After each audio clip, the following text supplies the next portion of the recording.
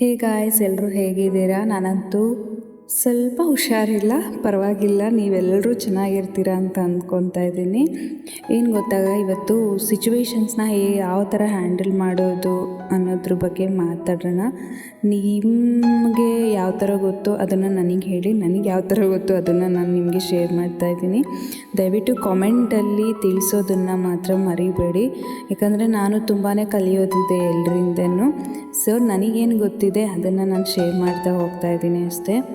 ಏನಂತಂದರೆ, ಒಂದೊಂದು ಸಾರಿ ಹೆಂಗಾಗ್ತಾ ಇರುತ್ತೆ ಅಂತಂದರೆ, ತುಂಬ ಲೋ ಫೀಲ್ ಆಗ್ತಿರುತ್ತೆ. ಗೊತ್ತಿಲ್ಲದಲೇ ಏನೇನೋ ನಡೆದೋಗ್ತಾ ಇರುತ್ತೆ, ಬೇಜಾರಾಗ್ತಾ ಇರುತ್ತೆ, ಅಳು ಬರ್ತಾ ಇರುತ್ತೆ, ಕೂಗಾಡಬೇಕು, ಕಿರ್ಚಾಡಬೇಕು ಅಂತ ಏನೇನೋ ಅನ್ನಿಸ್ತಾ ಇರುತ್ತೆ. ಆ ಸಿಚುವೇಶನ್ಸಲ್ಲಿ ನಮಗೆ ನಾವು ಏನು ಮಾಡ್ತಾಯಿದ್ದೀವಿ ಅಂತಲೇ ಗೊತ್ತಾಗ್ತಿರಲ್ಲ. ಆ ಥರ ಆಗುತ್ತೆ. ಯಾವ ಥರ ಕಂಟ್ರೋಲ್ ಮಾಡ್ಕೋಬೇಕು ಅಂತಲೂ ಗೊತ್ತಾಗ್ತಿರಲ್ಲ. ನಾವು ಆ ಟೈಮಲ್ಲಿ ಮಾಡಿರೋದು ನೆಕ್ಸ್ಟು ಫ್ಯೂಚರಲ್ಲಿ ಏನೇನೋ ಆಗೋಗ್ಬಿಟ್ಟಿರುತ್ತೆ. ನಾವೇನು ಮಾತಾಡ್ತಿರ್ತೀವಿ, ನಾವೇನು ಮಾಡ್ತಿರ್ತೀವಿ, ಅದೆಲ್ಲನೂ ಜಾಸ್ತಿ ಕ್ರಿಟಿಕಲ್ ಆಗೋ ಸಿಚುವೇಶನ್ಸ್ ಬರ್ತವೆ. ಸೊ ಏನು ಮಾಡಬೇಕು ಅಂತಂದರೆ, ಸುಮ್ಮನೆ ಕಾಮಾಗಿ ಕೂತ್ಕೊಂಡ್ಬಿಡಿ ಒಂದು 10 ನಿಮಿಷ. ಅಂದರೆ ಯಾವುದು ಪರ್ಮನೆಂಟ್ ಅಲ್ಲ ಆ ಥರ ಅಲ್ಲ.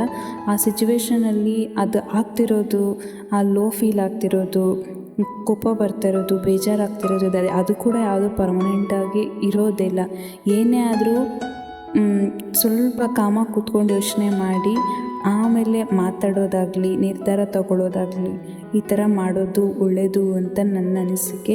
ಯಾಕೆ ಅಂತಂದರೆ, ನಾವಿವಾಗ ಏನಾದರೂ ಒಂದು ಮಾತಾಡಿರ್ತೀವಿ, ಬೇರೆಯವರಿಗೆ ಅದು ಕೆಟ್ಟದಾಗಿ ಕಾಣಿಸುತ್ತೆ.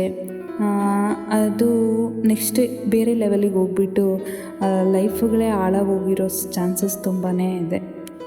ಅದಕ್ಕೋಸ್ಕರ ಸ್ವಲ್ಪ ಕಾಮಾಗಿ ಕೂತ್ಕೊಂಡು ಯೋಚನೆ ಮಾಡೋಣ. ಸಾಧ್ಯವಾದಷ್ಟು ಸೈಲೆಂಟಾಗಿ ಇದ್ಬಿಡೋಣ. ಆ ಟೈಮಲ್ಲಿ ಏನೂ ಮಾಡೋದು ಬೇಡ, ಸುಮ್ಮನೆ ಕೂತ್ಕೊಂಡ್ಬಿಡೋಣ. ಅದನ್ನು ಬುದ್ಧ ಕೂತ್ಕೊಳ್ತಾರೆ ಅಂತಾರಲ್ಲ, ಆ ಥರ ಬುದ್ಧ ಥರನೇ ಕೂತ್ಕೊಂಡ್ಬಿಡೋಣ. ನಮ್ಮ ಯೋಚನೆಗಳನ್ನ ಎಲ್ಲಿಗೂ ಕಳಿಸೋದು ಬೇಡ. ಯಾಕಂದರೆ ಏನೇನೋ ಅವಾಂತರಗಳಾಗುತ್ತೆ ಆ ಸಿಚುವೇಷನಲ್ಲಿ ನಾವು ತಗೊಳ್ಳೋ ನಿರ್ಧಾರಗಳಿಂದ. ಅಲ್ಲೇ ಕಂಟ್ರೋಲ್ ಮಾಡಿಕೊಂಡು ನಮ್ಮ ಕೈ ಹಿಡಿತಲ್ಲೇ ನಮ್ಮನ್ನು ಇಟ್ಕೊಂಡು ಮುಂದಕ್ಕೆ ಹೋಗಬೇಕು. ಯಾಕಂತಂದರೆ ಮುಂದೆ ಏನಾಗುತ್ತೆ ಅಂತ ಯಾರಿಗೂ ಗೊತ್ತಿರಲ್ಲ. ನಾವು ಒಳ್ಳೆಯದೇ ಮಾತಾಡಿದರೂ ಕೂಡ ಒಬ್ಬೊಬ್ರಿಗೆ ಕೆಟ್ಟದಾಗಿ ಕಾಣಿಸೋದು, ನಾವು ಒಳ್ಳೆಯದೇ ಮಾಡ್ತಾಯಿದ್ರು ಕೂಡ ಒಬ್ಬೊಬ್ಬರು ಬ್ಲೇಮ್ ಮಾಡೋದು, ಈ ಥರ ಎಲ್ಲ ನಡೀತಾ ಇರುತ್ತೆ. ಅದಕ್ಕೋಸ್ಕರ ಹೇಳ್ತಾ ಇದ್ದೀನಿ, ಸ್ವಲ್ಪ ನಮ್ಮನ್ನು ನಾವು ಕಂಟ್ರೋಲ್ ಮಾಡ್ಕೊಳ್ಳೋಣ. ಅಂದರೆ ಈಗಂತೂ ತುಂಬಾ ಟೆಕ್ನಿಕ್ಸ್ ಇದ್ದಾವೆ, ಬಟ್ ನಮಗೆ ಅಷ್ಟು ಪೇಷನ್ಸು ಇರೋಲ್ಲ. ಈಗ ಹೆಂಗೆ ಅಂದರೆ, ಸ್ವಲ್ಪ ಮೈಂಡನ್ನ ಕಂಟ್ರೋಲ್ ಮಾಡ್ಕೋಬೇಕು ಅಂತಂದರೆ ಮೆಡಿಟೇಷನ್ ಮಾಡಬೇಕು ಅಂತ ಹೇಳ್ತಾರೆ. ಬಟ್ ನಾನಂತೂ ತುಂಬ ಸಾರಿ ಟ್ರೈ ಮಾಡಿದ್ದೀನಿ, ಅದು ನನ್ನ ಮೈಂಡ್ ಕಂಟ್ರೋಲಿಗೆ ಸಿಗ್ತಾ ಇರಲ್ಲ. ಅದರಿಂದ ನಾನು ಯಾವತ್ತೂ ಅದ್ರ ಮೇಲೆ ಪ್ರಯೋಗ ಮಾಡೋಕ್ಕೆ ಹೋಗಿಲ್ಲ. ನಿಮಗೆ ಸಾಧ್ಯ ಆದರೆ ಮಾಡಿ, ಯಾಕಂದರೆ 100% ಅದು ವರ್ಕ್ ಆಗುತ್ತೆ. ನನಗೆ ಯಾಕೋ ಅದು ಕೂಡಿ ಬರ್ತಾ ಇಲ್ಲ ಅಷ್ಟೇ.